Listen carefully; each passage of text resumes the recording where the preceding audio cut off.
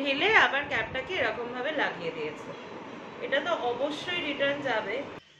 নমস্কার বন্ধুরা, আমি দেবলীনা চলে এসেছি দ্য ফেয়ারি টেল অফ দেবরূপের আরো একটা নতুন ব্লগে, একটা নতুন অধ্যায় শুরু করতে চলেছি আপনাদের সকলকে সাথে করে, আপনাদের সকলের হাত ধরে। তো চলুন দিনটা আজকে আমার সাথে শুরু করুন। প্রত্যেকটা মুহূর্তের অ্যাজ ইউজুয়াল আমি যেটা বলি সাক্ষী হয়ে থাকুন। তো কালকে শপিং করে আসার পর মন প্রাণ একদম ভরে গেছে, পুরো দারুণ শপিং করেছি, মানে এক্সেলেন্ট শপিং। কালকে শপিংয়ে এত খুশি হয়েছি আমি, মানে ভাবা যায় না। দারুণ তো একটা শাড়ি মায়ের থেকে নিয়েছি, এটা তো বলবার অপেক্ষা রাখে না। আপনারা একটু এখানে পজ করে গেস করুন তো দেখি যে কি শাড়ি নিয়েছি।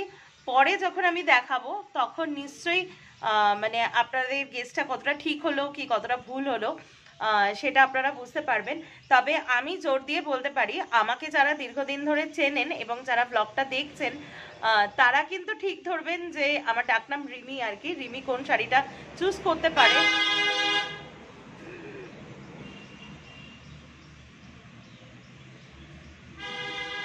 মানে নয়েজ পলিউশনের দেখতে পাচ্ছেন, মানে বৃদ্ধ বা বাচ্চারা থাকলে সত্যি রীতিমতো ঝটকা খাবে।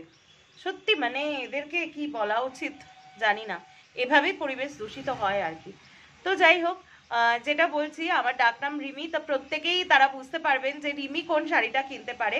একটু আপনাদের হিন্টস দিচ্ছি, কালকেও দিয়েছি, আমি ভীষণ গর্জিয়াস শাড়ি পছন্দ করি, আর বলেই দিচ্ছি আমি বেনারসির ভীষণ ফ্যান। মানে আপনি আমাকে দাম দিয়ে একটা খুব দামি একটা শাড়ি কিনে দেবেন, অবশ্যই আমি বারবার বলি গিফটের মূল্য কখনো পয়সা দিয়ে হয় না, তার মধ্যে যে আন্তরিকতা এবং ভালোবাসা থাকে, যে সম্মান থাকে, সেটাই গিফটের আসল মূল্য।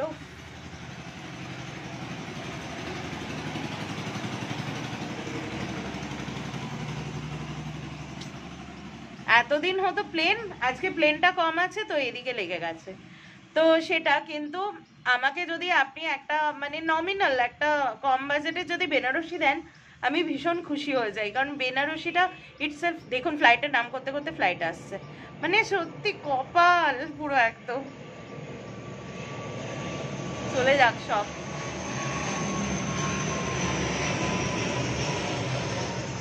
এটা একটা বিদেশি কোনো এয়ারলাইন্স গেল। তো যাই হোক, আমি একটু হিন্টস দিয়ে দিচ্ছি, আমি বেনারসি কিনেছি এবং একটু অন্য রকমের বেনারসি, সেটা আমি পরে যখন দেখাবো নিশ্চয়ই আপনাদের সাথে শেয়ার করব। আর তার সাথে ম্যাচিং করে মানে যা একটা ড্রেস একজন কিনেছেন, মানে এবারই জামাই আর কি, উনি যা কিনেছেন, শ্বশুর শাশুড়ি তো যেটা পছন্দ হয় কিনে নাও এরকম ব্যাপার। আর সত্যি ও খুব একটা পছন্দ করে না, মিথ্যে কথা আমি বলবো না, ও বরং সবসময় মানে ভালো লাগছে না, ও খুব একটা এত দামি জিনিসপত্র পছন্দ করে না, বিশেষ করে পাঞ্জাবি টাঞ্জাবিও একদম দামি পরতে চায় না। কিন্তু আমার খুব ভালো লাগে, আমার খুব বেঙ্গলি এথনিক যে ড্রেসগুলো, ট্রেডিশনাল ড্রেসগুলো। আর সত্যি কথা দেখুন, আমার তো হাজব্যান্ড, আমার তো ভালো লাগে, আর ওর হাইট দিয়ে ফিজিক দিয়ে ওকে সত্যি পাজামা পাঞ্জাবি বা ধুতি পাঞ্জাবি পরলে ভালো লাগে। তো সেরকম কিন্তু একটা জিনিস আমি পছন্দ করেছি। আর তার সাথে সাথে মা বাবাকেও খুব সুন্দর সুন্দর মা বাবার চয়েস অনুযায়ী গিফট করেছি। তো এরপরে জামাই ষষ্ঠীর অপেক্ষা আর কি, আর তার মধ্যে আমাদের তত্ত্ব রেডি করার ব্যাপারও আছে। তো সব কিছু মিলিয়ে একদম মানে খুব খুশি হয়ে গেছি। কালকে অনেকদিন পরে অনেক শপিং করলাম। তো যাই হোক, কালকেরটা কালকেই আপনারা ব্লগে দেখবেন, আন্দাজ করবেন কি কি কিনেছি, তারপরে যথাসময় আমি সেগুলো আপনাদেরকে দেখাবো। তো আজকের দিনটা শুরু করছি, আজকে মোটামুটি বাড়িতেই রয়েছি, সেরকম কিছু নেই।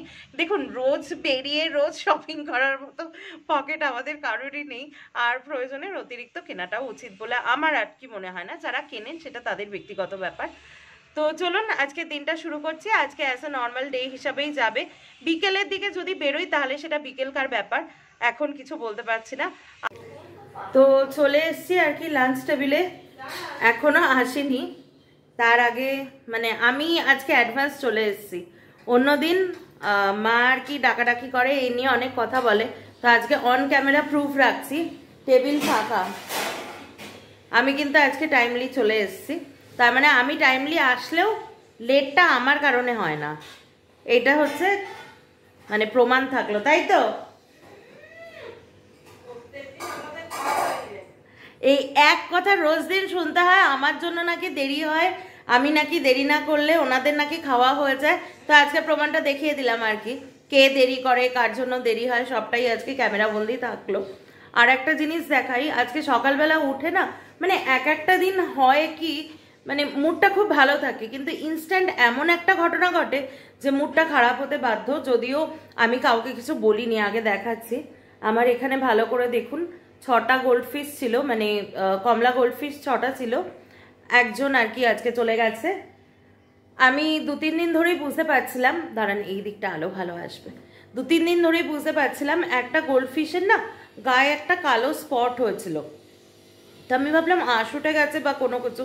তারপরে আমি আর ওষুধ দিইনি, তার কারণ ওর লেজটা পড়ে গেছিলো, মানে লেজটা পুরো এরকম বেঁকে পড়ে গেছিলো। তখনই আমি বুঝতে পেরেছিলাম যে ও যতদিন সারভাইভ করে ততদিন। আমি বাড়িতেও কাউকে কিছু বলিনি, তবুও দেখলাম যে মাছের ক্ষেত্রেও কিন্তু আমার আইডিয়াগুলো ঠিকঠাক মোটামুটি দেখলে আমি বুঝতে পারি আর কি। মাছটা তো এই প্রথম, পাখি নয়, আমি 2-3 বছর ধরে করছি নিজে হাতে, সেটার একটা মানে মিনিমাম একটা এক্সপিরিয়েন্স হয়েছে। কিন্তু এক্ষেত্রেও দেখলাম আজকে সকালে উঠে দেখছি বেচারা অনেকক্ষণই আর কি। যাই হোক, তো মা আবার সাথে সাথে পুরো অ্যাকোয়ারিয়াম পরিষ্কার করলো, কারণ মানে মাছটা তো মারা গেছে অনেকক্ষণ, জলটা পলিউটেড হয়ে যায়। ওই জলে যতই এখানে ওষুধ আছে ওদের, এই যে ওষুধ দিয়ে দোকান থেকে বলে ওষুধ দিয়ে দেবেন, তারপরে 1 ঘন্টা পরে খাবার দেবেন, কিন্তু মা সেটা করতে দিল না। মা আবার সব পরিষ্কার করলো, করে তারপরে ওষুধ দিয়ে 1 ঘন্টা রেখে তারপরে ওদেরকে খাবার দিলাম। আর এখন আমরা নিজে খাবো, এরপরে যাব পাখিকে খাওয়াতে। ওদের যে গ্রিন লিভসটা প্রত্যেক দিন আমি দিই, কলমি শাক অল্টার করে, তুলসী। এখন মানে বৃষ্টির তো কোনো নামগন্ধ নেই, যাই হোক বর্ষাকাল একটু বৃষ্টি পড়লেই আমি ওদের তুলসী পাতাটা খাওয়াই আর কি, যাতে সর্দি কাশি না লাগে। ওদের গায়ে তো জল লাগে না, আপনারা দেখেছেন। তবুও কি বলুন তো, ওই বৃষ্টির যে একটা মানে কি বলবো, একটা ভেজা ভেজা যে হাওয়া, ওইটাতেও ওদের শরীর খারাপ করে, সর্দি লেগে যায়। তো সেই জন্য আমি তুলসীর দানা শুদ্ধ তুলসী পাতাটা খাওয়াই। আপনাদেরও যদি বদ্রি পাখি থাকে তো বর্ষাকালে আর শীতকালে কিন্তু মাস্ট তুলসী পাতা অন্তত সপ্তাহে 3 দিন একদমই খাওয়াবেন ওদেরকে ভালো রাখার জন্য। তো চলুন, খাবার চলে এসছে। আজকের মেনুটা আমি জানি, তাই আগেই বলে দিচ্ছি। ভাত আছে, উচ্ছে আলু সেদ্ধ আছে এই যে প্রথম পাতে, আর আজকে ভেটকি মাছের 5 ফোড়ন দিয়ে রসা আর কি, ঝাল যেটা বলে, এইটাই আজকে। আর বেশি মেনু কোনো কিছু নেই, তার কারণ হচ্ছে যে হারে গরম, তাতে মা যে রান্না করছে এটাই যথেষ্ট। আপনারা হয়তো ভাবতে পারেন সেটা কালকে লেফট ওভার যেগুলো ডাল তরকারি এগুলো, আপনারা হয়তো ভাবতে পারেন যে মার জন্য কেন রান্নার লোক রাখছি না, সেটা একটু মা বলুক। মা রান্নার লোক রাখতে চায় না, বলো একটু। রান্নার লোকটা আমার ঠিক পছন্দ হয় না, অন্যের হাতে খাওয়াটা ঠিক ভালো লাগে না। হ্যাঁ, রেস্টুরেন্টে খাই ঠিক আছে, সেটা না দেখে। হ্যাঁ, এবার অসুস্থ হলে সেটা আলাদা, টাচুট যাতে সেটা না হয়।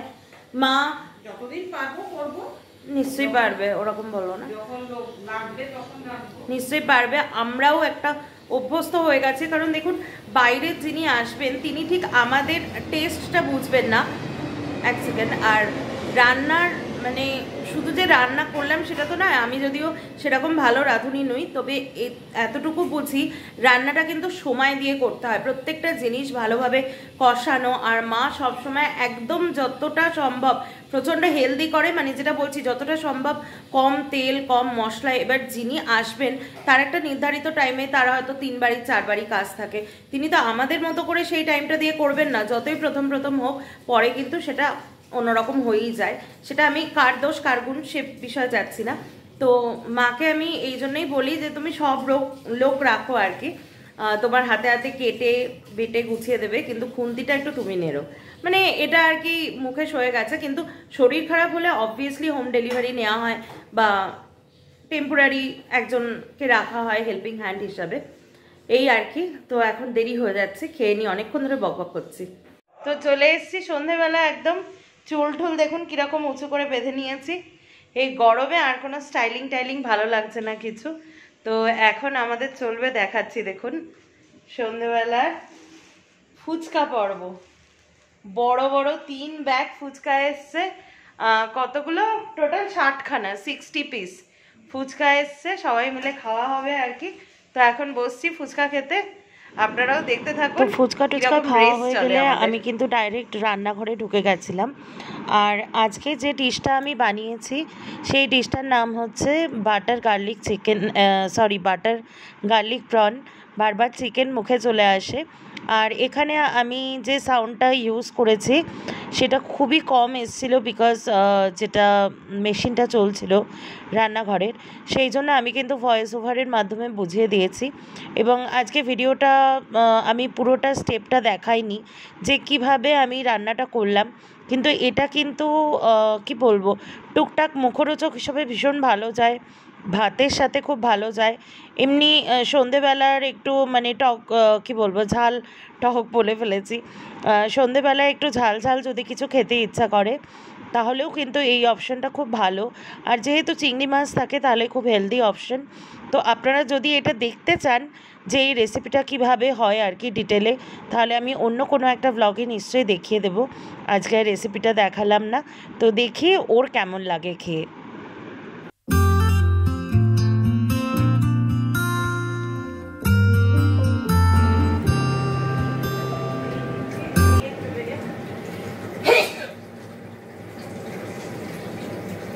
একজন কিন্তু এখানে নিয়ে বসে গেছে, বলো কেমন হয়েছে সন্ধ্যেবেলা, ভালো করে খেয়ে বলো। এটা তোমার এরকম তোমার চিংড়ি ভালোই লাগে খেতে, কিন্তু এটা প্রিপারেশনটা একটু নতুন ধরনের। নর্মালি আমরা চাইনা টাউনে যে খেয়ে থাকি, হ্যাঁ, ওটা হচ্ছে চিলি গার্লিক প্রন। হ্যাঁ হ্যাঁ, তো ওটা থেকে ইন্সপায়ার্ড। হ্যাঁ, ওটা ড্রাই, হ্যাঁ, আর এটা হচ্ছে সেমি হুম বলতে পারি। আমি একটু করেছি কারণ ভাত দিয়েও বা রুটি দিয়ে খাওয়ার জন্য একটা অপশন হিসেবে থাকলো। এটা স্টার্টার মেন কোর্স দুটোই মানুষ খেতে পারবে, কোনো অসুবিধা নেই। হ্যাঁ, ভালো হয়েছে টেস্ট। বাবা মা ডাকছে। তো চলে এসেছি, পার্সেলটা এসছে, এখন একদমই ঘরোয়া ভাবে রয়েছে, বুঝতেই পারছেন যে মানে এতটাই গরম লাগছে আর কোনো রকম ভাবে রেডি হয়ে আসতে পারিনি। তো পার্সেলটার ভিতরে কি আছে আমিও দেখবো, তার সাথে আপনারাও দেখবেন। মোটামুটি কি আছে তো আমি জানি, কিন্তু কটা কি দিল সেটা আমি জানি না। দেখাচ্ছি, পার্সেলটা ওপেন করি, এখনো ওপেন করা হয়নি।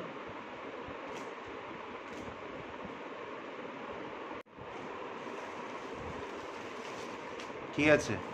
ও দেখো, দুটো লিপস্টিক দিয়ে, আর এটার কি অবস্থা, এটা ক্রিমটা বেরিয়ে গেছে, চাপ লেগেছে যেন। কিন্তু চাপ কি, সেটা তো মানে পুরো আটকানো থাকে না, বক্সটা সামনে ছিল না, এটা অন্য প্রোডাক্ট না, দিয়েছে। এটা বেরোনো না, এটা এখানটা খোলা না, তিনটে একই দিয়েছিল। হ্যাঁ, এই দেখো পুরো এখানটা খোলা, এটা রিটার্ন যাবে, মুখটা পুরো খোলা।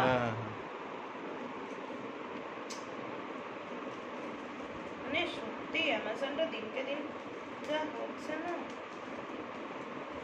দেখে নি।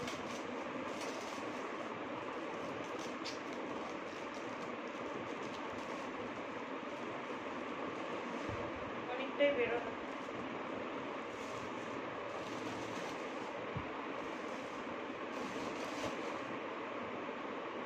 তো দেখাতে গেছিলাম, আমি ভেবেছি লিপস্টিক দুটো এসছে বোধহয়। তো এই দুটো বডি লোশন নিয়েছি, আর দেখুন এই বডি লোশনটা পুরো মানে এই যে ক্যাপটা এখানটা পুরো ওঠা, এই যে এটা পুরো খুলে ইউজ করা, দেখিয়ে দিচ্ছে, এই যে দেখুন মানে এটাকে পুরো খুলেছে, খুলে যতবার নাস্তি এটা থেকে ঢেলে পুরো পরিষ্কার বোঝা যাচ্ছে, মানে ঢেলে আবার ক্যাপটাকে এরকম ভাবে লাগিয়ে দিয়েছে। এটা তো অবশ্যই রিটার্ন যাবে, মানে ভাবো কি ধরনের স্ক্যামিং, মানে খুলে পুরো এটা পুরো এই অবধি আছে, যতবার নাস্তি মেখেছে, মেখে এবার যে রিটার্ন করেছে বা কিছু, সে মানে ওই অবস্থায় রিটার্ন করে দিয়েছে।